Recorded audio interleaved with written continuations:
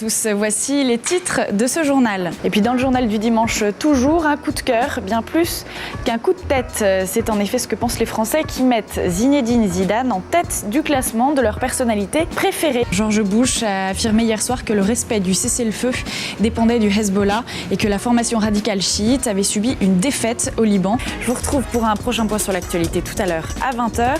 En attendant, on se quitte sur ces images.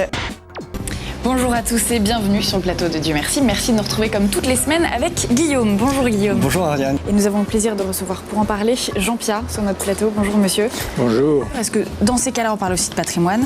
Pourquoi dit-on qu'il est en danger ce patrimoine? Et faut-il sauver absolument toutes les églises? Dans la production théâtrale, il y en a d'autres. Vous travaillez avec d'autres artistes qui ont les mêmes convictions. Mais si vous voulez, quelqu'un qui ne croit pas sera aussi fort en jouant un peu lieu que quelqu'un qui croit. Oui. C'est ça que je veux dire. Je voudrais qu'on essaie de comprendre ce qu'on peut faire. En sortant d'une émission comme ça, on a réfléchi sur la pauvreté pendant 1 heure.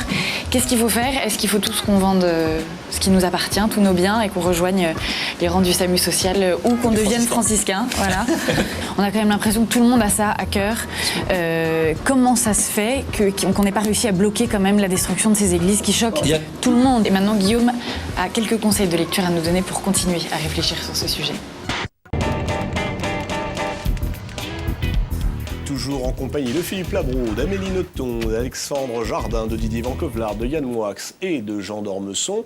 Allez, petit coup d'œil dans le rétroviseur, l'étagère, les livres de la Vite. Avec Ariane Daudefort. Alors, on regarde de quel côté?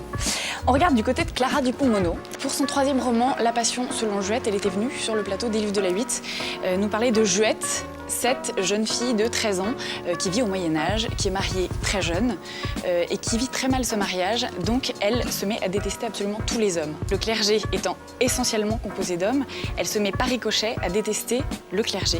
Donc elle décide de vivre sa foi en marge. C'est assez complexe, c'est ce qu'elle nous expliquait sur le plateau des livres de la 8. C'était début septembre 2007, regardez. Bonjour Edouard. Bonjour Ariane. Bonjour. Alors, qu'est-ce que vous nous avez dégoté aujourd'hui? J'ai dégoté un petit groupe. Enfin, un petit groupe, mais pas un petit groupe, un gros groupe en fait. Ça s'appelle The Raconteurs. Ouais, un futur gros groupe. Mais on va voir pourquoi.